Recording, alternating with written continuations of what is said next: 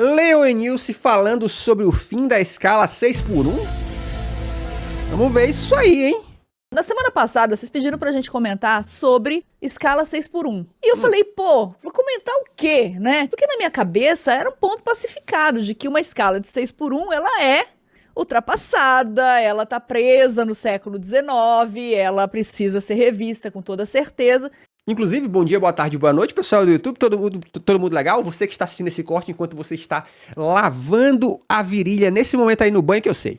Tá lavando a virilha. Por que eu pensei isso? Porque se você ler sobre o assunto, você vai ver que ele tá nesse ponto. As pessoas já estão falando sobre escala 4x3 nos outros países. Aqui no Canadá, a gente já tem amigos fazendo escala 4x3. E, claro, o sistema aqui é diferente, não dá para comparar com o Brasil e tudo mais.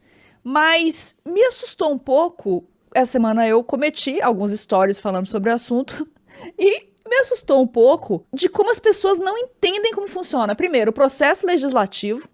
E segundo, toda essa discussão em torno de jornada de trabalho. É claro que ia ter interesses contrários. Se todo mundo fosse favorável, isso já estava rolando no Brasil.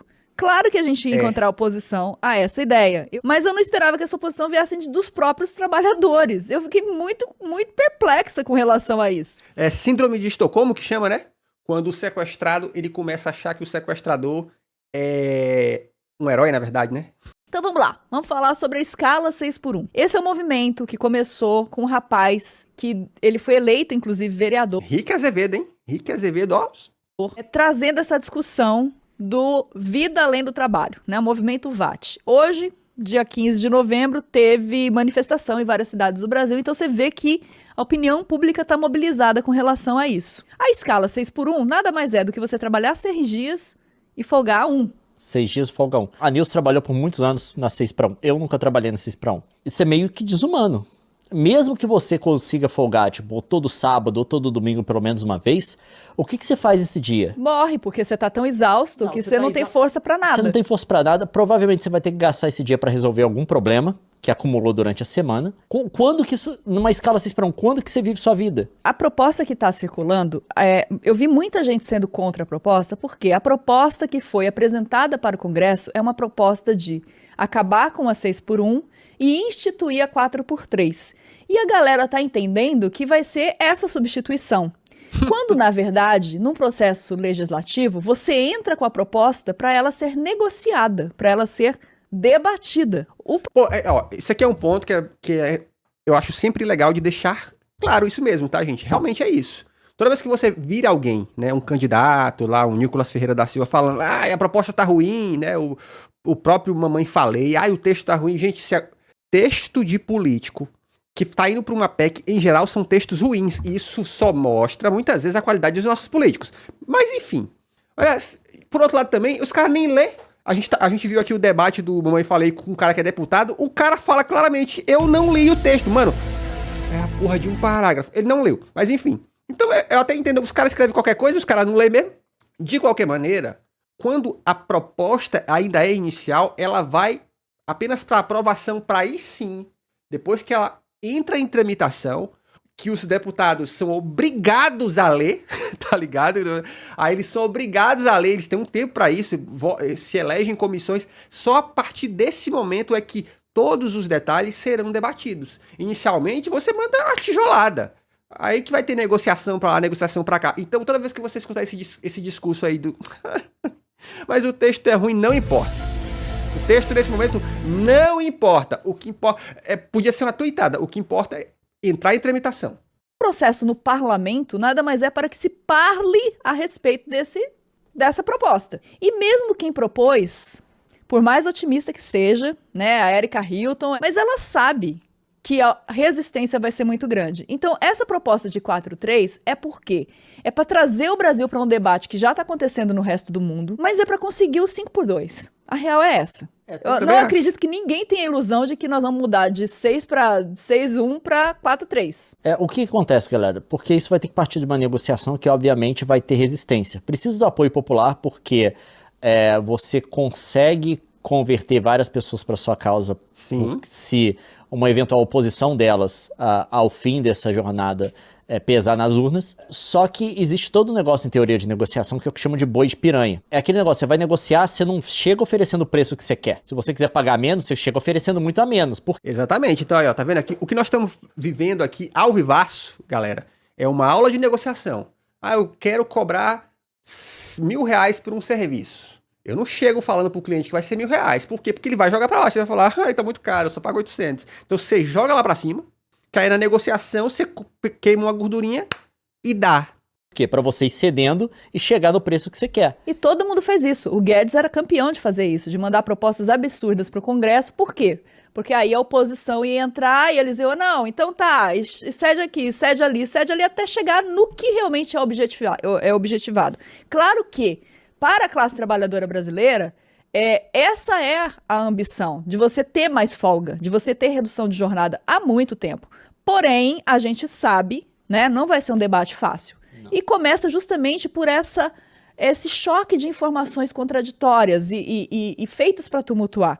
Igual o rapaz falou assim, então quer dizer que isso não vai para frente? Eu vi um deputado da direita falando que não vai para frente porque o projeto tem essa coisa escrita. Mas não é assim que o processo funciona. Você assim. Apresenta a proposta, ela vai ser discutida, vai para uma comissão e essa comissão vai votar e vai ter emenda e os deputados vão inserir coisas nela e vai ter debate e aí vai ter o que a gente chama de...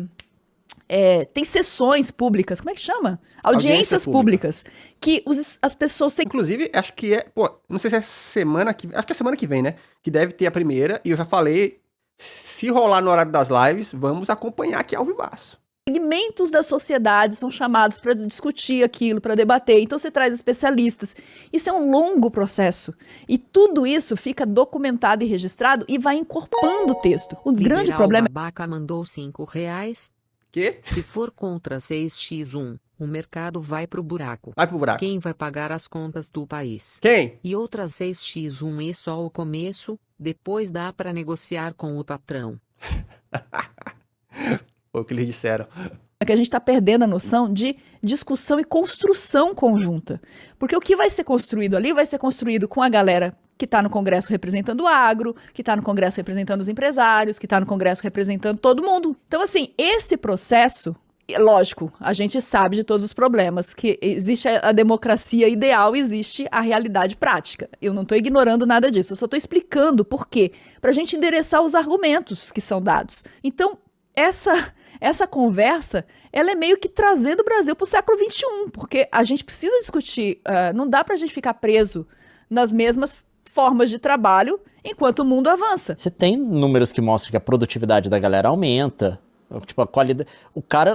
a pessoa vai estar mais saudável, vai estar mais encorajada, mais animada. Tem vários pontos aí, né? Porque você vai aumentar a quantidade de dias que a pessoa trabalha, que o output dela vai ser maior. E aí, assim, eu vou entrar nessa questão que o Fábio Franco falou. Sou contra a escala 6x1, mas é preciso considerar os pequenos empresários. Reduzir a jornada sem ajuste de custos pode sobrecarregá-los. Necessário compensar com redução de impostos ou benefícios. É por isso que você faz um debate. É por isso que se faz o debate. Mas, de novo, tem aí dados que mostram que a grande maioria das pequenas empresas no Brasil, pequenas e médias empresas, são empresas de um homem só, empresas de uma pessoa só. Então ela nem tem funcionário para dizer, vai aumentar os custos. Não vai, porque você já nem tem funcionário, tá ligado? Já não tem. E ainda que você fale, puta vida, Machuca, mas eu ia ter um funcionário agora. A sua empresa não vai quebrar, porque ao invés de trabalhar de segunda a sábado até meio-dia, o seu funcionário, a sua empresa vai trabalhar de segunda a sexta. Essa é a verdade. Eu acho que a menos que você venda bebida, tá ligado? Que em geral vai vender muito no final de semana, e aí de novo seria até uma outra escala de trabalho, mas os trabalhos convencionais, mano, não vai ser o sábado meio-dia que vai fazer render mais, cara, não é verdade, você sabe que não é verdade. Muito pelo contrário, em geral as pessoas estão indo trabalhar já puta, já estão tipo assim, caralho, é o famoso, porra, não já sextou, né? Legislativo. Eu fui xingada nas DMs do meu Instagram porque a pessoa falou que eu estava ignorando os pequenos empresários. Nós defendemos os pequenos empresários aqui, até porque a gente sabe que quem mais emprega são os pequenos e médios. Inclusive, e são os que menos recebem isenção, por exemplo, de fiscal. Inclusive, essa deveria ser uma proposta. Por que grandes segmentos que lucram fortunas e bilhões recebem isenção? E inclusive, você deve ficar ligado. Por que o seu deputado ou aquele político que você conhece tá tão preocupado de que, nossa, se reduzir a escala 6x1, vai quebrar as empresas? Ele tá tão preocupado com isso Por que que ele não fala uma vírgula sobre as isenções fiscais que as grandes empresas do Brasil têm? Eu tô falando de grandes empresas, tá ligado? Da vida? Tipo Localiza, tá ligado? Por que ele não fala dessas? Por que ele não fala em reduzir essas? Mas fica nesse papinho. É porque é o famoso barulho pra te assustar. Porque esse é o real problema e que os deputados não brigam por isso. Por que será, né? Que poderia vir justamente para melhorar essa relação de trabalho entre os pequenos e a galera que faz 6 por 1. Tem muitos pontos a se debater nisso. Tem o ponto da produtividade que aumenta, que é fato, gente. Se você trabalha 6 dias na semana, esse um dia é insuficiente para você ter uma qualidade de vida. Você não vai conseguir preparar sua comida pro resto da semana e descansar. Se você não tem isso, se você tem isso a longo prazo, você adoece. Se você adoece, você não vira só um custo para o seu empregador, porque se você vai ser uma ausência. Você vai virar custo para o SUS, você vai virar custo para a comunidade inteira. Então, assim, são vários elementos a serem considerados e as pessoas simplesmente não... As pessoas que me xingaram na minha DM querem fechar o debate com um tabu de que não toca nisso, não vamos discutir. Isso aí é Se a gente não discutisse as coisas, a gente tava na escravidão até hoje. Eu queria... Eu acho isso também, ó. Eu acho que toda vez que surge um debate desses, que traz uma melhoria de vida para os trabalhadores e que tentam fazer ele se tornar um não assunto, a gente tem que ficar de orelha em pé. Por que não querem falar sobre isso? Por que não querem negociar isso aqui?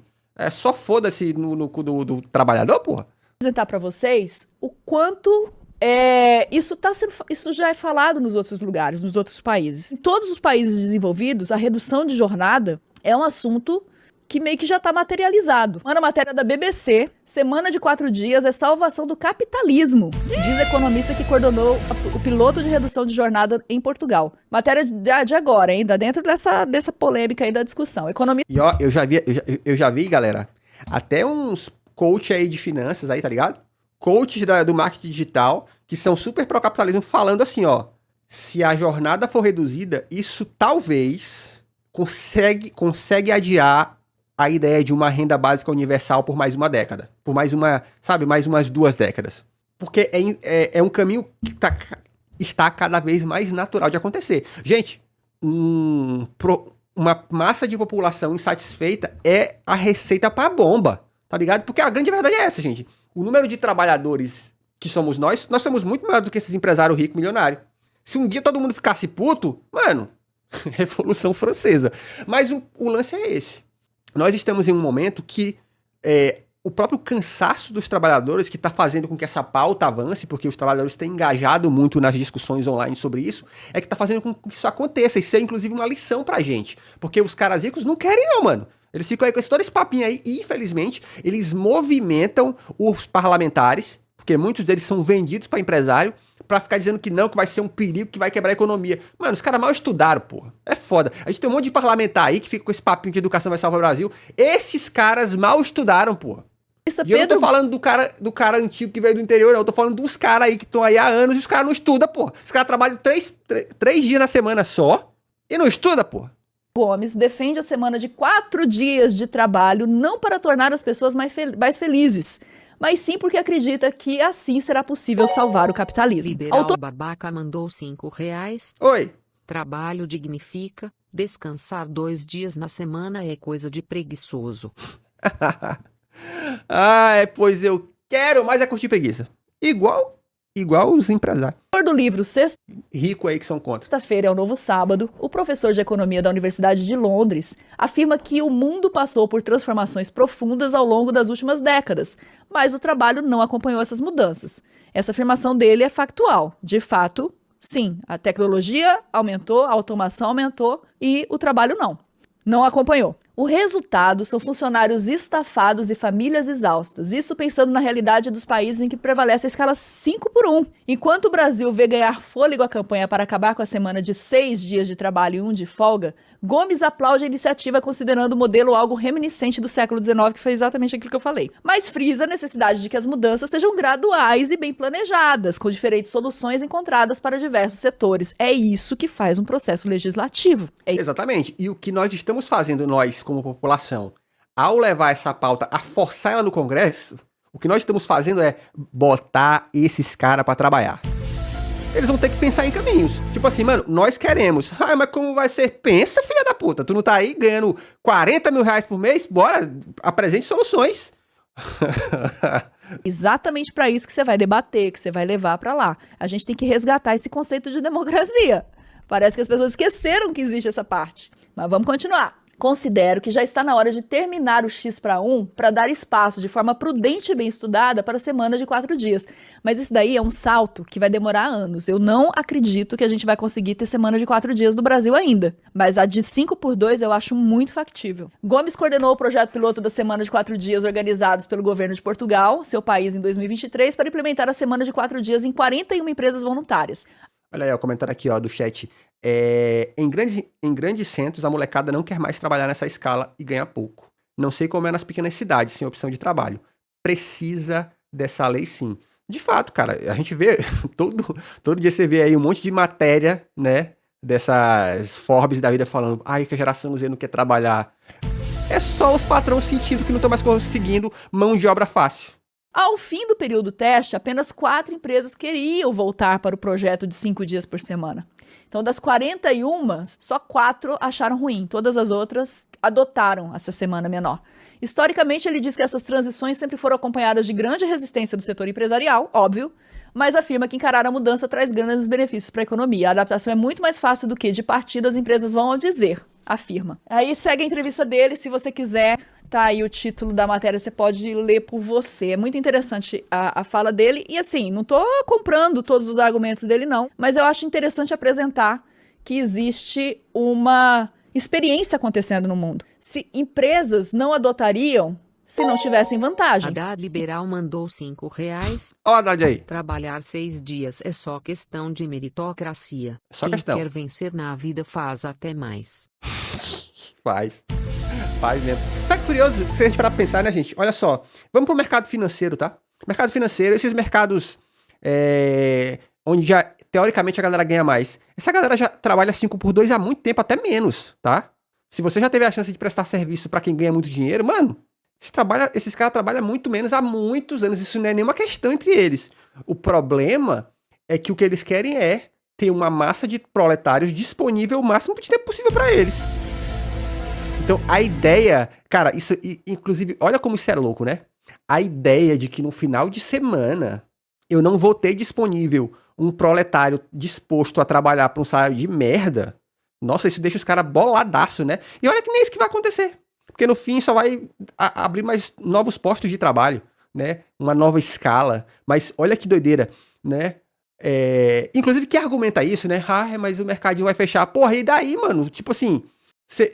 Você fica feliz sabendo que alguém igual você tá sendo escravizado para que você tenha à sua disposição a possibilidade de encher o saco no fim de semana, pô. De novo, e nem é isso que vai acontecer. A verdade é que só vai ter escala de trabalho.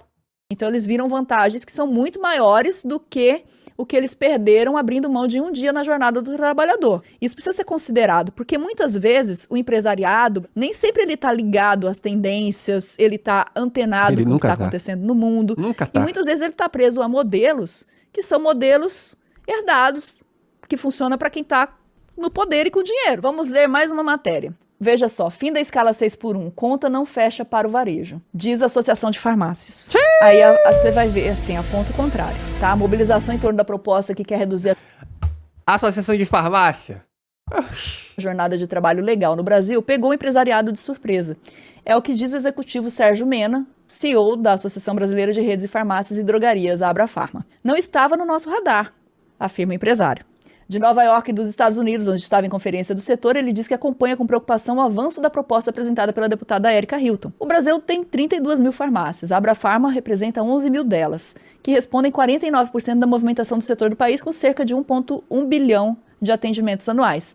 Mena afirma que a proposta de fim da escala 6x1, na qual o descanso remunerado ocorre apenas uma vez por semana, tem caráter populista e vai inviabilizar negócios do setor, já que o segmento utiliza mão de obra intensiva. Tá, ele tá falando isso. Mas quanto faturou o setor das farmácias? Quanto? Raia Drogasil tem lucro de 1,1 bilhão em 2023. É só uma rede. Uma rede teve lucro de 1,1 bilhão. De lucro. De lucro. Ó, na conta, no Pix. E o Pix? Nada ainda? Ai, gente, eu tô muito rico. Não vai funcionar essa escala. Porque eu não vou ficar mais rico. 1 bilhão em 2023. Isso é lucro, não é faturamento. Faturamento é da ordem de 90 bilhões, uma coisa assim. Isso é um lucro. Crescimento de 11. É o lucro líquido, né? É o lucro líquido. Registrou lucro líquido de 1 bilhão. Líquido? 1 bilhão em 2023. 2023. Aumento de 11%. Acho que dá pra... Dá Aumento de 11% de um ano pro outro. Calma, é populista. É populismo. Sabe o que é populismo, eu acho? É que em toda cidade que a gente vive, tem farmácia dessas redes aí, ó, Droga Raia, Drogazil. Farmácia pra caralho. Só o que tem nesse país é farmácia. Dá, não dá? Dá pra contratar mais uma galerinha parecida? Dá. Parece que essa conta fecha, sim. Eu acho que fecha. Vocês não acham que fecha? Eu acho que fecha. 1 bilhão é dinheiro pra caramba, gente. É uma rede farmácia, não é? Uma rede É de uma farmácia. só. Aí você vai falar, nossa, Nilson, mas e os familiares e tudo mais? Gente, cada caso é um caso. E eu acho que é aí que entra a discussão e que o Estado pode prover, por exemplo, para pequenos empreendedores, para médios empreendedores que não teriam condição de arcar, incentivos para que eles consigam. E já existe isso, né? E aí é de se ponderar e de se analisar, mas eu acredito que a gente é inteligente para resolver os problemas.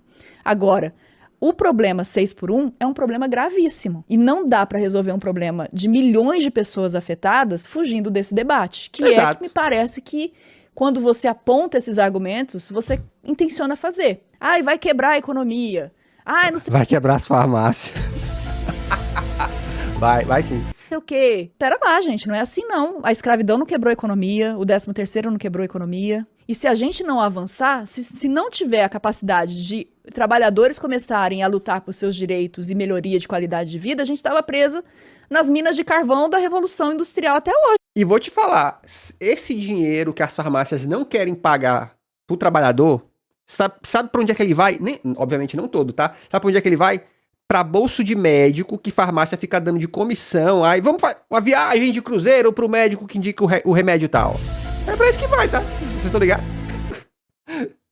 Tem que discutir sim, ora bolas. Eu não acho que tem que crucificar. Eu vejo muita gente falando, porque o empresariado gosta assim. Não, gente, o empresariado não é uma massa homogênea. Tem gente que é pequeno empreendedor e que emprega gente, sabe? Não dá pra gente colocar todo mundo no saco, porque tem gente realmente que tem medo sincero sobre isso. Nós não estamos fazendo isso aqui. A gente entende as dores, mas a gente queria trazer... Não entendo.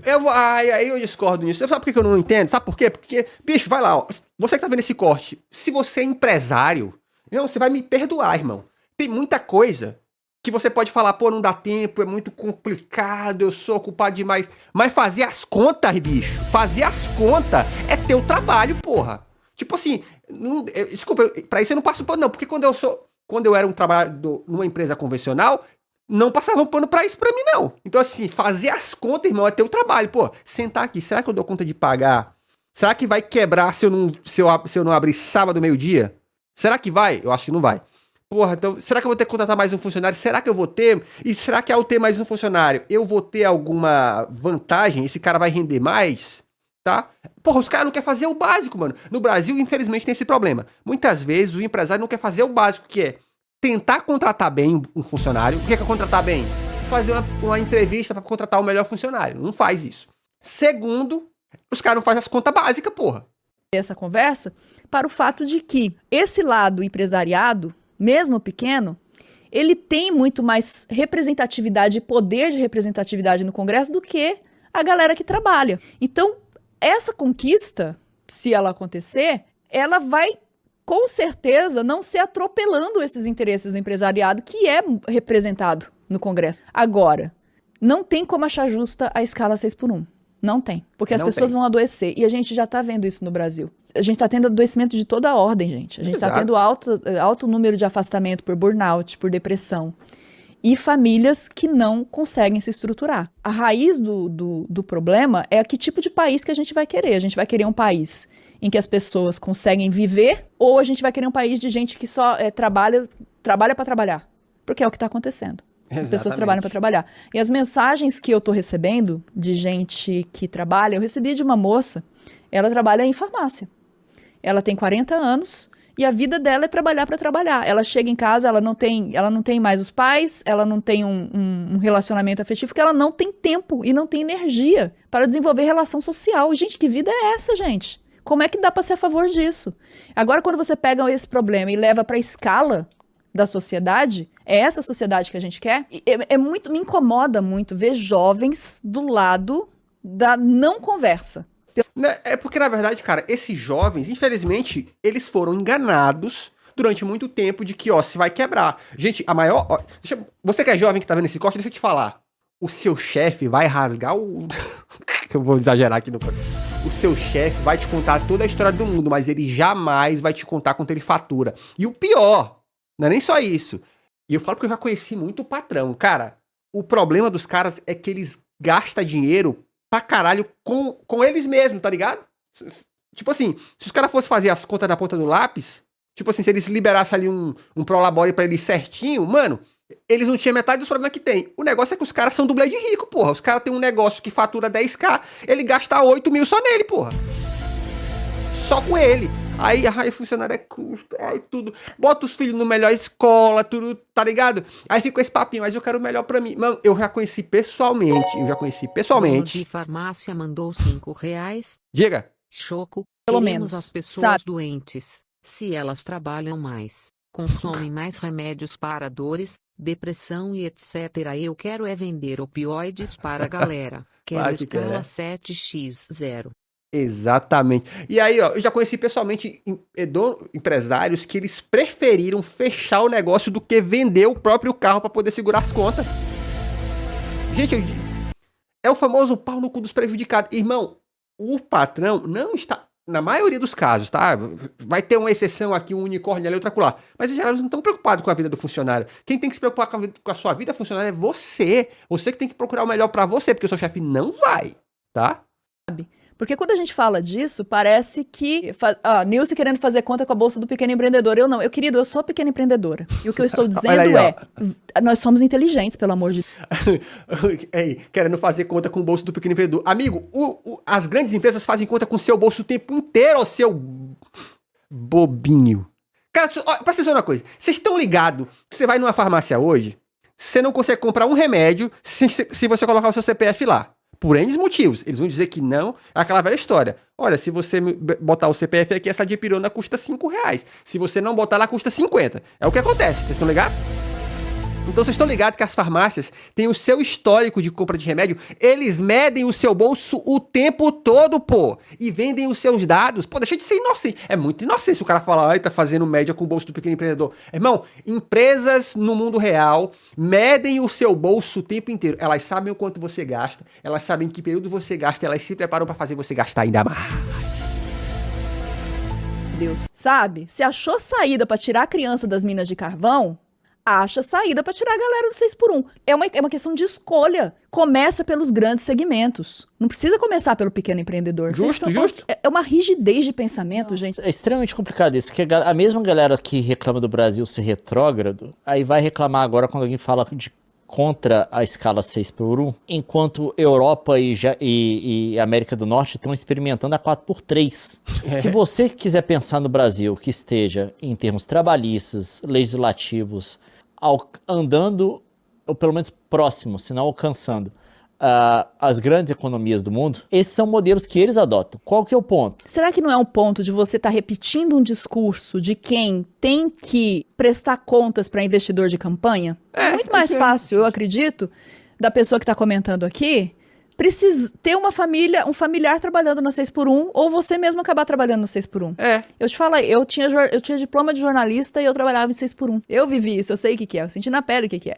Hoje, aos 40, eu não daria conta de ter a rotina que eu tinha aos 20. Eu consegui fazer aquilo porque eu tinha 20 anos. É desumano o treco. A gente tem que começar a achar as soluções institucionais para acabar com isso. Eu fiz essa ponte aqui, eu peguei essas duas matérias da BBC justamente para a gente endereçar alguns argumentos. Porque sim, existem argumentos legítimos de quem vê um problema econômico para ceder essa jornada. Mas eu queria chamar você que pensa dessa forma para entender como funciona o processo legislativo. E com certeza, e aí também participar do debate e não fugir do debate, para que soluções sejam construídas em conjunto. Porque é assim que a gente progride. E a gente precisa progredir, gente. Essa situação, ela é insustentável. Ela, na verdade, talvez esteja na raiz de inúmeros problemas sociais dos quais você pode ser vítima. Sabia disso? Que influencia e existe uma grande relação entre a dificuldade dos pais estarem presentes na infância e na juventude dos seus filhos e do descaminho desses filhos durante a vida? Nós estamos falando da parcela da população mais vulnerável.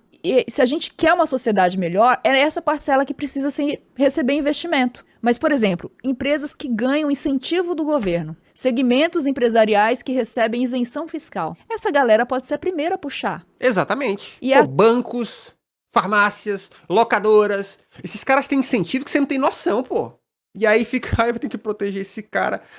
Aí vai entrar nesse papo. Mas eu sou um pequeno empreendedor. De novo, cara, bota na cabeça. As pequenas empresas no Brasil, a maioria são empresas de uma pessoa só. Ou seja, ela já nem tem funcionário. E mesmo se você for numa empresa, coloca lá percentualmente qual o maior custo de uma empresa. Eu te garanto que não é funcionário, pô. De pequena empresa, geralmente vai ser energia elétrica, geralmente vai ser a gasolina do chefe andando pra cima e pra baixo, geralmente vai ser isso e não vai ser o funcionário. Até porque se você contratou um funcionário, ele no mínimo paga a si mesmo o próprio salário, senão você não contratava, pô. Assim que se constrói uma mudança social. Com debate, mas é também com ação. E não fechando o debate com tabu de não podemos discutir isso, porque senão vai quebrar a economia. Não vai quebrar a economia. A gente já viu que não quebra a economia. Agora, eu não espero, sinceramente, que uma pessoa que faça home office, como eu faço agora, entenda o que é a dureza de você acordar todo dia, 2 horas antes do trabalho. Exato. Porque você tem que gastar 1 hora da sua vida no trânsito para você bater o cartão, para você ter 1 hora de almoço, ou às vezes você ter 15, dependendo do que você faz, para voltar depois no final do dia com mais 1 hora de busão. E fazer isso 6 dias na semana. Amigo, quando eu trabalhei numa produtora de vídeo, que ficava num outro núcleo da minha cidade, outro bairro, que eu precisava pegar... Gente, o fato de eu pegar busão pra vir em casa almoçar, caralho, bicho, aquilo me destruía. Porque eu não tinha tempo, mano. Chegava em casa correndo, almoçava e tinha que pegar aquele busão. Eu odiava pegar o busão 2 horas da tarde pra voltar pra lá. Eu ficava, caralho, que morte da desgraça. Mano, isso te destrói, cara, tá?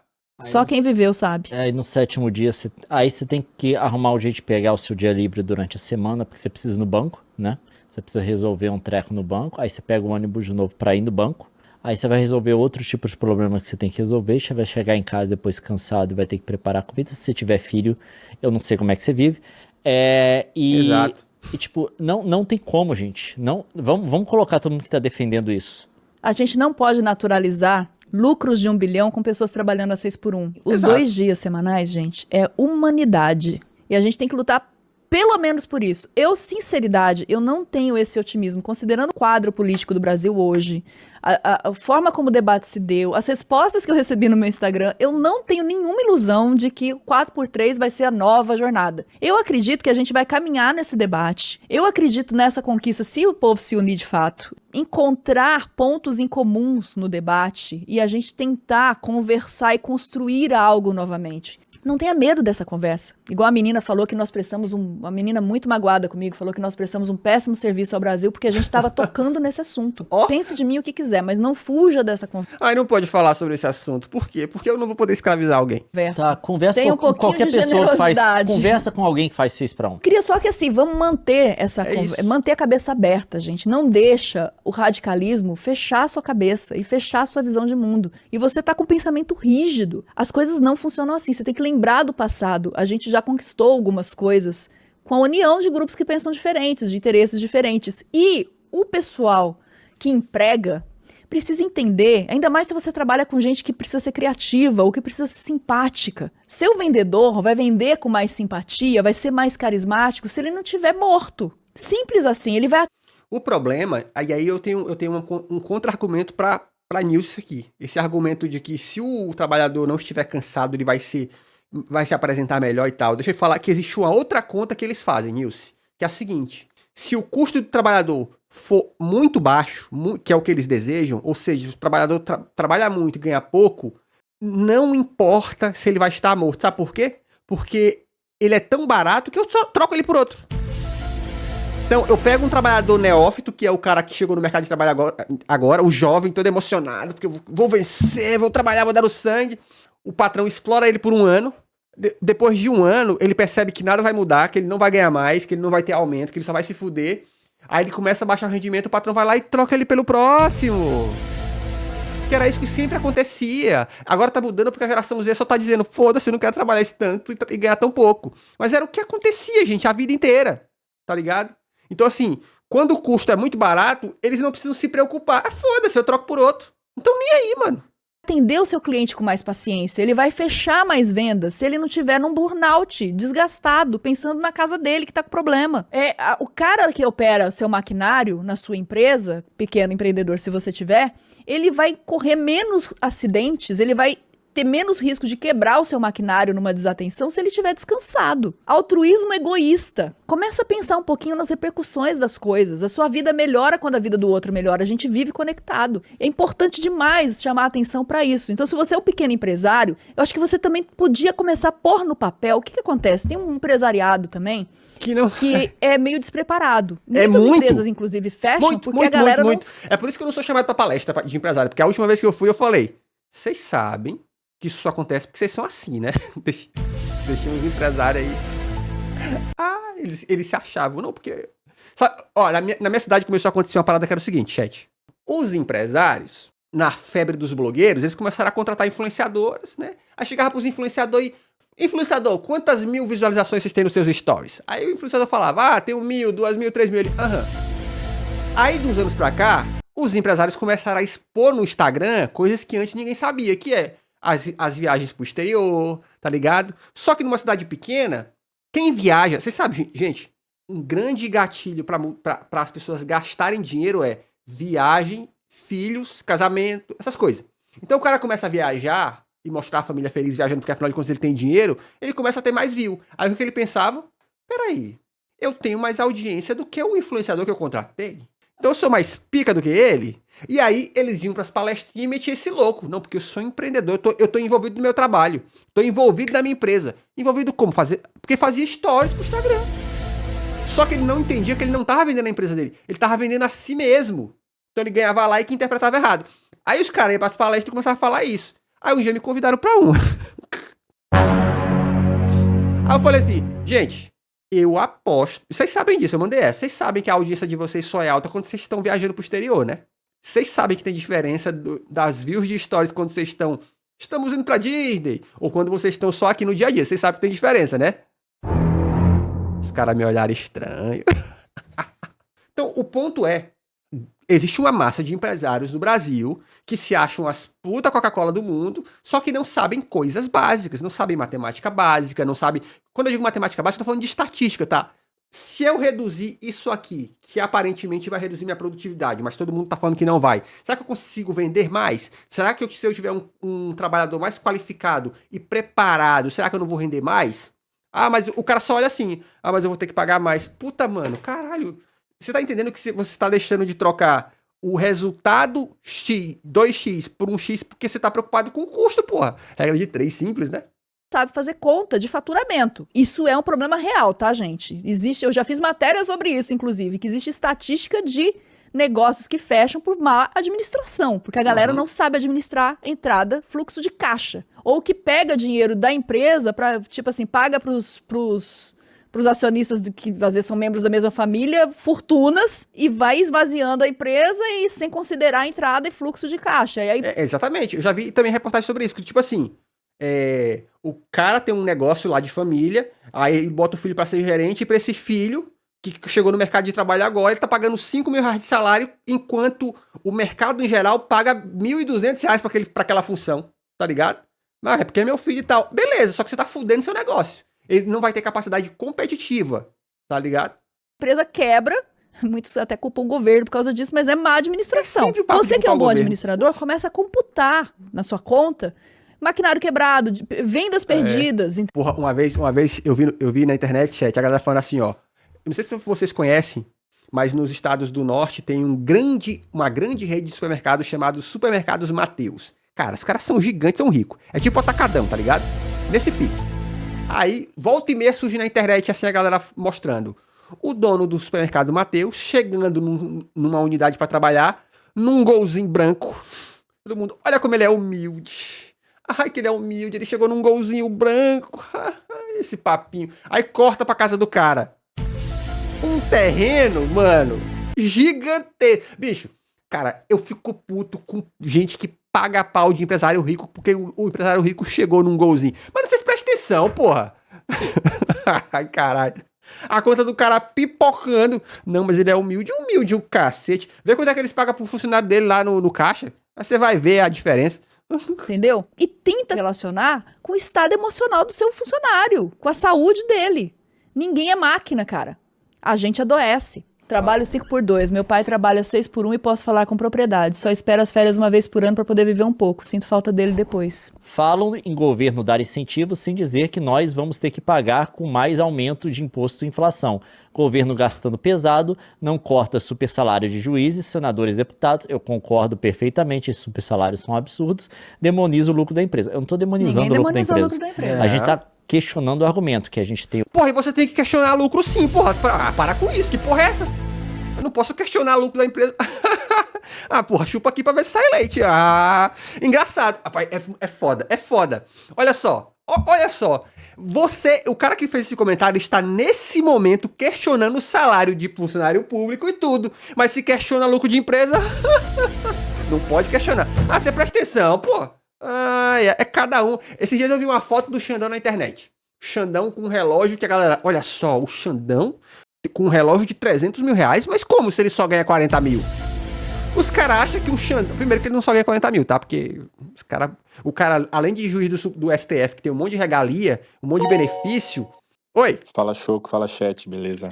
Cara, falar pra você, na minha infância, meu pai não tava muito em casa, porque ele trabalhava demais, cara. Ele trabalhava com construção, mestre de obras e a escala 6x1, mano. Chegava em casa moído, cansado. Então o que ele queria mesmo era descansar, ficar de boa, assistir alguma coisa ali, assistir o jornal, pá. Então, imagina, eu nunca fui pescar com meu pai, eu nunca fui fazer tal coisa com meu pai, porque ele tava muito cansado, mano. Se liga, muito cansado. A gente só veio ter, assim, começar a fazer as coisas depois que ele se aposentou. Se liga, então, essa escala 6x1 é massacrante, cara. É massacrante pro trabalhador. Se liga, um abraço e tamo aí. Pô, é verdade. Aí, beleza. O Xandão não ganha só 40 mil reais, que ele ganha um monte de verba aí e tal, né? E um monte de benefício que faz aumentar. O cara dá aula em faculdade cara. Então você imagina que ele não dá aula de graça. Terceiro, o Xandão não nasceu ontem, porra. O Xandão, antes de ser o Xandão do STF, ele já tinha sido secretário de Segurança de São Paulo. Ó, grana. Já era advogado pica, grana. Então, porra, sério que vocês acham que o cara tá com um relógio caro porque ele simplesmente nasceu ontem? Então tem que analisar. Então, assim, se questiona salário de todo mundo, mas questionar super lucro bilionário de farmácia, dessas coisas, não pode questionar. Ai, não pode questionar. Ah, pô. No mundo real se questiona isso o tempo todo. A Receita Federal questiona quanto a gente ganha, pô.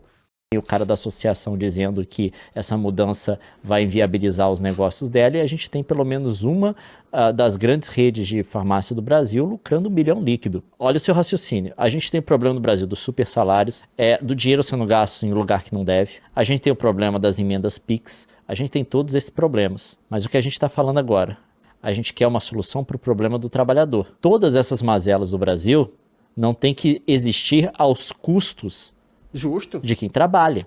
Essa galera que faz o 6x1, né, a galera que tem que aguentar o peso de todas essas mazelas. Obviamente elas têm que ser corrigidas, mas a gente não pode colocar todos os problemas dessa mazela e a manutenção delas, né, como sendo apoiadas no fato de que a gente tem uma massa de trabalhadores trabalhando 6x1, sacrificando a vida e não vivendo, basicamente. Vivendo só para trabalhar. Uma coisa acontecer de errado não justifica a gente explorar a vida de milhões de brasileiros. O que você tá falando, cara? Olha a lógica do seu raciocínio. Tá Todas maluco? essas mazelas do Brasil, então... Tá maluco, Neng?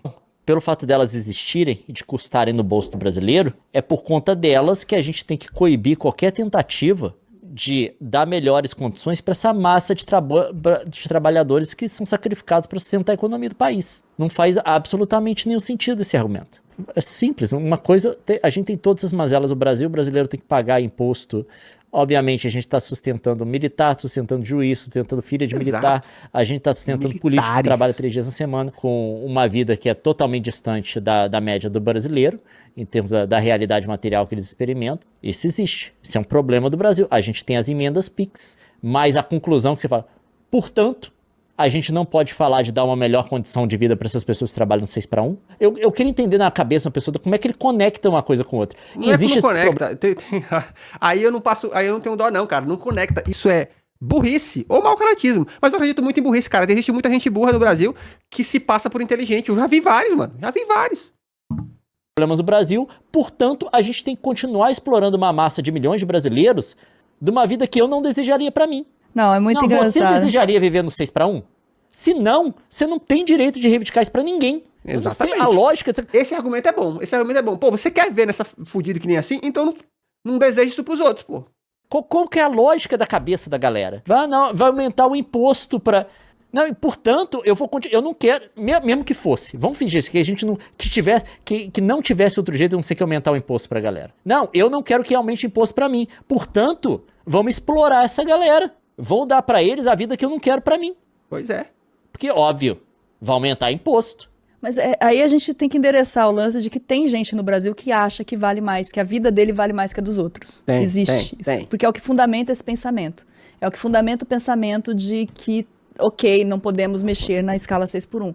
Porque aquela pessoa lá, a vida dela vale menos que a minha. Você entende o que tá por trás? No fundo, é isso que pensa. O pensamento é esse. Tem que haver o corte de custo. A questão não é o que se deseja que acontece. Todo mundo é contra o 6x1. O problema é como é feito. Tem que haver corte de custo. Eu não tô dizendo que não tem que haver corte de custo, não. Não, tem que ser viabilizado. Por isso que tem que ter uma discussão parlamentar. Eu acho que existe uma miopia em entender orçamento. Eu acho que vocês compram os discursos prontos sem entender o que é o orçamento do país. Compra discurso Sério pronto mesmo. Eu sei isso por causa dos comentários que eu ando lendo, sabe? De qual custo a gente tá falando? Então, assim, quem mais fala de corte de gasto tá abrindo mão da emenda Pix lá no Congresso? Tá, exatamente. Quem mais gasta emenda Pix no Congresso? Quem são esses gastadores? Não, então vamos lá, vamos defender o fim do orçamento Pix. Gente, Vocês não isso falam é um sobre isso. absurdo. Pois é. É cheque em branco. Então assim, que corte é esse que nós vamos tirar? Porque você tá falando de cortar a Bolsa Família? É disso que você tá falando? Porque eu sou contra cortar a Bolsa Família. Ou você tá falando de cortar investimento em infraestrutura? Porque aí você tem que entender o impacto econômico disso. Exato. E os impactos a longo prazo disso também. Então assim, cortar gastos. Quando falar, tem que cortar gastos, mas não diz aonde, me parece que falta um conhecimento do que é que você tá falando, entendeu? Porque cortar gastos onde? Você vai ter meu apoio dependendo de onde você tá falando de cortar gastos. Salário do judiciário? Como faríamos isso? Como? Se a galera morre de medo dos juízes, como é que fala, os rabos presos deles e colocar. Você entende que tem muita coisa assim? Aí você fala, cortar gasto. Você vai cortar gasto de onde? Vai cortar gasto de programa social. De mais pobre dos mais vulneráveis. É isso que vocês... Educação. Então, da São Paulo, né? saúde. Vai cortar gasto do quê? Então, assim, fala comigo especificamente do que você tá falando, pra não parecer que é uma ciladinha. Então, assim, é muito complicado, gente, porque a galera compra esses discursos. É simples, assim, não é e eu tenho complicado certeza mais absoluta que não sabe do que tá falando, Não, como sabe? é que chama o plano agrário do Brasil? O plano Safra. Plano Safra. Qual que é o valor? Olha, os nossos chats, eles estão tudo conectados com a cabeça do Leon. Então aí, ó. O chat tava falando aqui em plano Safra, o Leon já, ó. Plano Safra? Tá vendo? Tudo conectado, chat. Plano Safra. Vai cortar de quem? Você quer cortar do mais pobrinho ali? Essa galera quer cortar isso, entendeu? 400 bilhões. E ainda está disponível 108 bilhões de recursos de LCA para emissões de CPR. 508 bilhões. Sem imposto. Então, gente, aí, de onde que vocês querem? 500 bi pra quem? Pra quem? Vê lá quem tá usando esse imposto. Não é pobrinho não, tá? Cortar. Eu acho que tem que dizer de onde quer cortar pra assumir pra si mesmo o tipo de pessoa que você é, sabe? Porque fica nessa, vocês são comunistas e demonizam o lucro. Ninguém tá demonizando o lucro aqui. Eu demonizo. Eu concordo que tem que cortar gasto. Demonizo esse super lucro que é só no meu bolso e pau no cu dos outros. E em troca de manter os benefícios de uma classe super rica, eu tô fazendo com o pobre. Eu demonizo sim. E não sou só eu que demonizo não, amigo. Se você é cristão, Jesus demonizou isso, tá? Mas assim, o gasto que vocês querem cortar de programa social é uma fraçãozinha pequena se você for considerar os gastos grandes que vão pra mão da elite que comanda o país. Mas aí você não vê deputado promovendo discurso pra vocês repetirem na internet em defesa dessas medidas de cortar dessa galera. Você não vai ver. Resumindo, vamos pensar no propósito das coisas. Você é escravagista? Não. Você concorda que o Estado tem que dar uma condição das pessoas terem uma vida melhor? Então a gente tem que trabalhar por isso. Tipo assim, a gente tem que entender isso, tem que abrir o debate, tem que conversar sobre isso. e as coisas são negociadas. E não é geral. Eu acho que tem, assim, um discurso de um alarde de medo de que tudo vai acontecer da noite pro dia e pela força da caneta. E nunca foi assim. E não é assim que as Na verdade é o contrário. As coisas acontecem sim da noite pro dia e é muito na força da caneta. Essas isenções fiscais que essas grandes empresas têm é força do quê? É força de caneta, amigão. Quem fica com esse papinho de a caneta não resolve, resolve pra caralho. Resolve sim, tá? Resolve muito. coisas funcionam. Todas as conquistas, elas levam um tempo para serem implementadas e há um período de adaptação e há condições. Almejar melhores empregos e ter uma condição de vida 5 por 2 é o mínimo da dignidade humana. 4 por 3 seria ideal para viver e não apenas sobreviver. Eu acho que o 4 por 3 é um sonho possível também. Aqui a gente está vendo acontecer.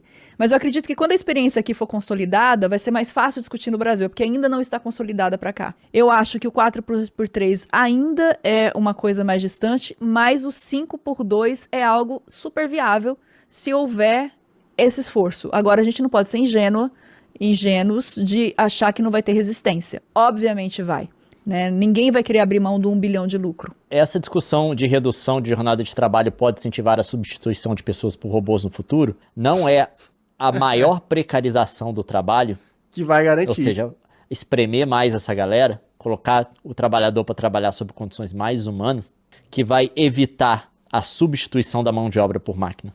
Exatamente. E, de novo, enquanto o seu custo, né? O custo do trabalhador for mais barato do que a máquina, o cara sempre vai contratar uma pessoa, porra. Para de ser trouxa. Para de ser trouxa, mano. Enquanto a mão de obra do ser humano for mais barata, o cara vai contratar uma pessoa. Porque uma máquina vai exigir que alguém opere a máquina. E todo mundo que trabalha aqui numa empresa sabe que seu chefe não sabe porra nenhuma de máquina. Tá aquele velho meme, né? Eu, que ganho um salário, ensinando o funcionário que ganha 20 mil reais na empresa a abrir um PDF. Porque não sabe, porra. Essa é a verdade. O seu chefe nunca vai contratar uma máquina que ele não sabe operar, porra. Não sabe. Porque a gente sabe, o custo da tecnologia tende a sempre ir para baixo. O custo do ser humano não. Tá? Eventualmente, não interessa o nível de precariedade em que a pessoa está. Eventualmente, a máquina é mais barata. A partir do momento que a tecnologia se mover para isso, ela vai substituir todo mundo. Se você estiver trabalhando 8 por 1, vai ser trocado do mesmo jeito, não, porque você pega, a máquina não adoece, não tem burnout, não tem depressão. Você pega que, por exemplo, o trabalho um dos trabalhos mais ingratos que tem aqui na América do Norte, tá? Em geral, que é a galera que trabalha em centro de distribuição, seja de grandes empresas, tipo a Amazon e coisas do tipo. A galera recebe muito pouco, trabalha pra caramba, é um dos tipos de emprego que mais tem rotatividade, porque a galera não consegue ficar por muito tempo. É provavelmente aqui o tipo de emprego mais precarizado que tem antes de você passar para tipo ilegal. Esse emprego está sendo substituído. É essa galera que a mecanização está desempregando. Essa galera está tendo o trabalho substituído por máquina. Tem como proteger com legislação? Eu acho quase impossível. O que a gente precisa fazer, primeiro, obviamente, tem áreas de emprego que você pode se focar, que eu acho que a máquina nunca vai substituir um ser humano, mas também a gente tem que preparar o ser humano para uma economia em que trabalhos que demandam um baixo nível de proficiência, né, de habilidade técnica, de conhecimento, a gente tem que preparar para que esses trabalhos vão ser tomados por máquina. E a gente tem que preparar o ser humano para o trabalho que tem acima das máquinas. Inclusive, Exatamente. um dos argumentos da redução de jornada é justamente o preparo do ser humano para esse momento. Exato. Nós somos inteligentes, lembra disso. A gente já resolveu problemas seríssimos, a gente tem internet, tecnologia, a gente tem condição de resolver problemas humanos. É porque talvez você está tão desconectado das ciências humanas, das ciências sociais, e você não valoriza essas áreas, que você não sabe que ela existe justamente nessa resolução de problema. Somos inteligentes, sabe? A gente não pode deixar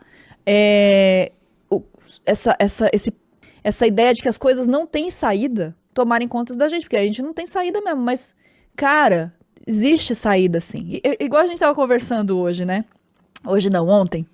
A gente vai se acomodando com a fervura da panela e vai sendo cozido nela, e é um absurdo, na panela dos absurdos. A gente estava dando um exemplo sobre a organização das cidades, que as cidades, uma vez, elas foram dos pedestres. Isso é só uma ilustração, tá? Pra você entender o que eu tô falando. A gente viu o vídeo como é que é? Just Not Bikes. Não foi nem eu que vi, o Leon que me contou. Então dá o exemplo. Ele falando sobre o problema dos veículos autônomos. Que a gente vai começar a se acostumar com eles e eventualmente a cidade vai ser toda organizada em torno deles. Porque foi isso que aconteceu com os veículos normais. Antes você podia ir onde você quisesse na cidade, andar pra cima e pra baixo, coisa do tipo. De repente começou a aparecer um monte de carro atropelando a galera. A cidade era do indivíduo, né? Ela passa a ser do carro. A faixa de pedestre, tipo assim, Tanto que você vai... É foda, mano. Você vai em qualquer cidade hoje no Brasil, porra, mal tem calçadas, as calçadas são tudo mal feitas, né? Não existe uma linha, é tudo feito pra carro. Solucionar o problema do carro atropelando os outros... Você restringe a mobilidade do transeunte. Do pedestre, Exato. que era o dono da cidade antes. Não é o carro que tá pagando por isso. É o pedestre. E isso virou padrão. Aliás, não foi naturalmente. Tem todo o negócio por exemplo, nos Estados Unidos, eles inventaram aqui o conceito com campanha de empresas automotivas do termo jaywalking. É o atravessar fora da faixa. Tipo assim, o cara foi atropelado. mas ele tava jaywalking, ele tava Então, o problema... pessoa é culpada. O problema não é quem foi atropelado é que é o culpado. A vítima vira o culpado porque ela estava andando fora daquela faixa que é uma convenção, recente.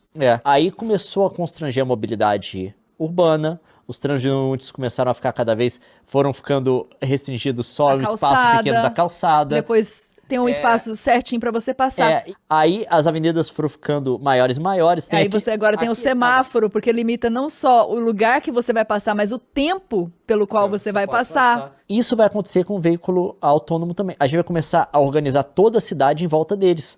E aí aí ele deu o exemplo. Aí daqui a pouco, para você poder atravessar uma avenida, você vai ter que carregar algum dispositivo, um transponder, que era para o carro poder ver que tem uma pessoa na frente sem problema nenhum. Você tem tipo um detector em você. Aí vem um carro autônomo e atropela alguém, qual que vai ser a notícia? Foi atropelado, mas estava sem o transponder. Mas isso é para fazer pensar justamente nisso. A gente vai cedendo a temperatura e a gente vai ficando cada vez mais normalizando situações que não são naturais. Se a gente normaliza isso, a gente consegue normalizar o oposto. Nós somos seres sociais, culturais, a gente consegue normalizar o oposto. Então, assim, a escala 6x1, ela tá normalizada na cabeça de todo mundo, mas ela é um absurdo. Ela é um absurdo. É um absurdo. Vamos concordar que uma pessoa ter um dia pra viver na vida, durante o tempo de vida produtiva dela, é um absurdo? Gigante. E vamos refazer esse caminho. É isso aí, e pau no cu dos prejudicados. Na moral, é isso mesmo. Se inscreve nesse canal, aqui tem vídeos gostosos de segunda a sexta. Beijos e tchau, obrigado.